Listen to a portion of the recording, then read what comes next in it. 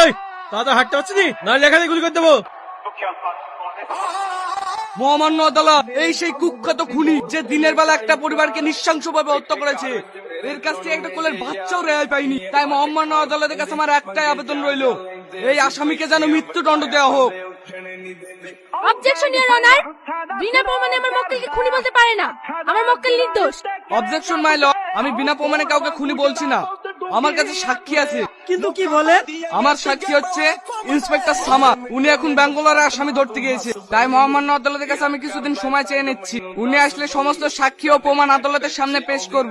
এই উকিল, তুই কিন্তু খুব বাড়াবাড়ি করছিস, এর পরিণাম কিন্তু খুব খারাপ হবে।